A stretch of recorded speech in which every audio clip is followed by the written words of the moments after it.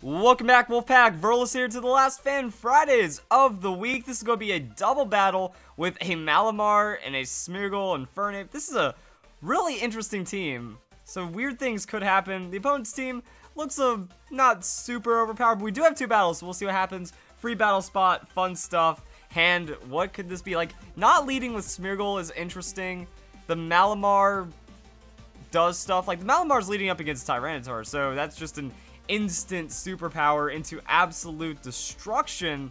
Maybe close combat on Infernape, and then you're also going to use like Contrary. So that I'm thinking that's where the strategy is going to be going. Something like the close combat, Contrary, whatever stuff. Infernape, have we seen the Infernape with roleplay before on Fan Fridays? I feel like we have. So there's a roleplay Infernape onto Malamar to get that Contrary instead of like getting some kind of skill swap shenanigans from a Spinda or something. And Lucario is going to set up the Swords Dance. Lucario is going for the big money right now, but it's not going to be Mega because we have the Mega Tyranitar, and that is the superpower. Not enough to one-shot because Tyranitar is super bulky, but after gaining attack and defense will be no problem after that. Tyranitar with the Dragon Claw onto Malamar. Why is Infernape... Oh, wait, no, I was about to say, why is Infernape not going first? Because he already used his roleplay. So fast Pokemon right there. Keeping it alive might be a problem for this strategy. And then Infernape with the assist. What? But what? Okay. Infernape just assisted the V-Create, which is what the Smeargle is there for. Wow, okay, so that means it's not like Dark Void Smeargle or something, and then Malamar gets pick up time. Malamar can also sweep at this point, but that's what the Contrary is for. I was expecting like close combat, because, you know, Infernape gets close combat, not the assist, so assisting into the V-Create is insane damage. V-Create is some of the highest damage in the game with almost no drawbacks. You know, Explosion has more base power, but it also is normal typing, so it doesn't really count. And if we're doing something like Reversal or Flail, that takes setup. V-Create is just a raw 180, and it drops your defenses. Oh, and Infernape has a close combat as well for the normal type Pokemon. Sure thing, why not? But yeah, V-Create does insane amounts of damage. Close combat does insane amounts of damage. Infernape gets a stab, so there's its options right there. It can assist into the V-Create shenanigans, or it can drop whatever it wants. Malamar also has the Thief, and is that going to be a one-shot? +2, not enough to take out Dusknoir. Little too tanky. Pain Split going to buy Dusknoir some time. And I want to see the V-Create again. I think that's like Infernape's only option because it can't close combat into that. That's new. Now, the reason why I like Infernape on Spinda Swap, because this is just modified Spinda Swap. Any kind of contrary defense boosting or defense drop boosting is going to be like Spinda Swap-esque. Here we go. Infernape with the assist. Gets superpower. Oh! Okay, then.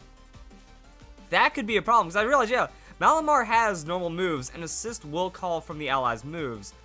But it could also call from other things. Ooh. I'm wondering if this is just a fun strategy, or if it can be optimized in that way. Because the thing about Spinda Swap, also guys, we do have another battle code, so I'll put that in as I talk about this going on. So the thing about the Spinda Swap is that it was originated with Arcanine, and Arcanine works so well because it has the Morning Sun, so it has Sustain. Infernape is a good substitute because it has Close Combat, Overheat, and Sustain and Slack Off. Slightly less tanky, but with the Assistant Entrainment, it can sit up against different Pokemon, and it doesn't rely on the Skill Swap Spinda. So those are the things about the strategy. And I'll talk about Assist, because every time I do a video that has Assist in it, people get confused. Assist actually has a certain set of moves that it will not work against. Oh, the opponent leading with another Tyranitar. That doesn't go too well for him. Now, the Gengar is also going to be bad against the close combat, so we get to see how RNG this is. And the Sandstorm does break Focus Sash, because that's what I'm imagining is on the Infernape to make sure you get the clean roleplay. So there's the Dazzling Gleam. Fortunately, go be neutral onto the Infernape. Infernape doesn't take too much. Malamar uses that superpower. We're not going to see any Megas right now. And Tyranitar is still going to survive regardless. Just the sheer amount of bulk right there. Into the Earthquake with the Levitate. And that is going to be Infernape. Is he going to hang in there? Yes, he will. Super effective on the Infernape. Buffeted by the Sandstorm. But just alive enough. Dang, that's like hard because you can't really slack off or else you're going to get blown up. And Malamar has the Citrus Berry for the heals. Okay, is Infernape going to assist like Dark Void off Smeargle? Like Dark Void assist? Oh, it's a rest. I was not expecting that because you do have the sustain from that slack off. But it is going to give Infernape enough health to survive. And then that gives like Malamar some opportunities to like KO and stuff. So Gengar with the Dazzling Gleam going to get some damage down onto these Pokemon. Malamar is going to survive. Critical hit, superpower on the Malamar, hits the Tyranitar. Tyranitar is going to drop, and because of that, I think we're in a good position right now to get the most out of this, and I really want to see, like, what else can be assisted, because, I mean, like, what if you just had Dark Void V-Create Smeargle? Like, that was it, and all the other Pokemon had unassistable moves? That would be absolutely hilarious, and you could... Well, actually, you couldn't lead that next Smeargle because you need to entrain the roleplay. So Infernape with the assist. What are we going to dice roll today? The superpower. Fortunately, it hits the Empoleon. And that will be enough damage, but we still have Contrary. Never mind. The superpower still makes sense because you're gaining attack and defenses off of that Contrary. Oh, that's right, because Malamar... Wait, no, Malamar gets entrained.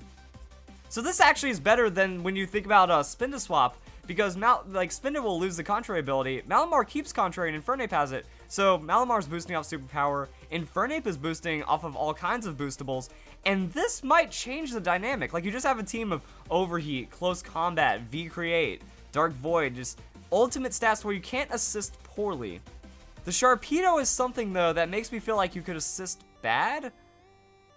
Unless, I haven't even reviewed the list in a while. If you can't assist Destiny Bond, Protect, Aqua Jet, stuff like that, then I think Infernape can still work with the Sharpedo. And having that Mega option works out really well. So having a Mega that has nothing with the assist could work. So we're going to assist one more time.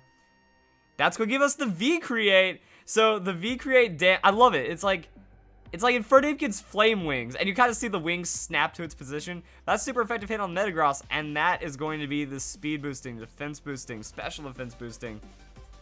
So much shenanigans right there. That's another thing that the V-Create gives, the speed on top of the close combat. So, there we go, Dazzling Gleam, Sharpedo avoids. Because he did, oh, Dive, right, because Dive doesn't work with the V-Create. I am so glad we got to see Sharpedo on the field, because I would have never known. Alright, this team is actually much more optimized for the V-Create than I thought. Maybe I don't know if the Thief would work really well on the Infernape. I guess after it rusts in the Chesto and you assist that, I think the game might be a little too fast. Like, there might be too much damage and too much speed going on to take out the Infernape at that rate. But Infernape works out pretty well. A little too frail for my taste. But there's the Dive, and Gengar almost going to get dropped by Sharpedo. Side note on Sharpedo, it's ever so slightly always behind on damage, I feel. That with like it has like a 145 attack, I think. And it just feels like it's always doing like 80% of the opponent's health and not getting the one-hit KOs that it needs. Either way, it can like speed boost into fun stuff like that. Infernape doesn't really have any... Also with the entrainment, you can entrain other targets after you've set up enough.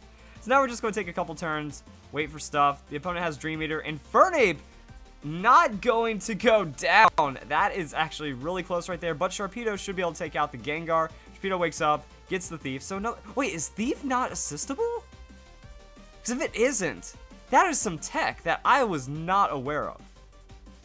The opponent's going to go down. Hans with the win. Not with the win. Hans with the loss. A very interesting team. Okay, that's why I have this page already set up. So let's go to Bulbapedia.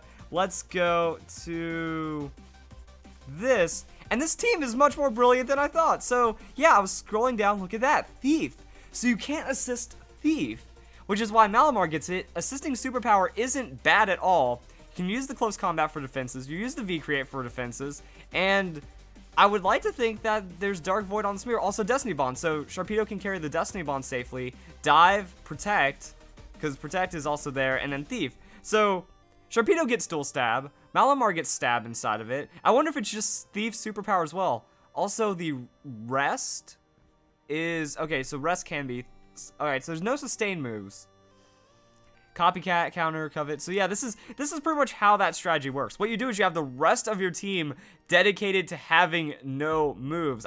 Like, I've seen this in single battles. You know, you have a Breloom or a Pokemon that has Spore and then, like, Focus Punch, just so it has some kind of damage option to go with. And you're just going to be able to call upon Spore non-stop on a really fast Pokemon on just the assist. So it's being able to call in that regard. Same with Smeargle. Dark Void would work in doubles. Not as much as singles, because Spore is just a better option. But any of those weird moves that you can see can work out. King's Shield. Yeah, that's kind of it. So it just kind of shows what we're dealing with. Anything that takes 2 turns. Not priority. I was thinking priority maybe on the Aqua Jet, but not really. And anything with like reduced priority, like the Dragon Tail, kind of gets a little too complicated. Because if you assist a Dragon Tail and then you use it before priority, you can effectively lock your opponent down and make them never ever have a move, which is pretty dumb. So that's why that's not allowed. Other copying moves like Mimic and Mirror Move are not allowed. But that's it. So this team, really cool. I like it, guys. I like this idea. I like where it's going. Awesome stuff. Maybe I'm wondering where a bit more optimization can come in, because I know there's going to be complaints about how the opponent was using an in-game team, but I still feel there's a lot of potential here, especially using the Infernape over the Arcanine for that entrainment. Again, like, entrainment is a thing we've seen on Fan Fries gain a lot more momentum, because it really gives you more options from the skill swap, that you're not removing power from your ally, that you're taking the ally's power and they still have a lot of power behind it. So if you guys enjoyed the video, hope you guys enjoyed Fan Fries this week. Hope you guys enjoy your week, enjoy your weekend, have a nice day. Thank you very much for watching.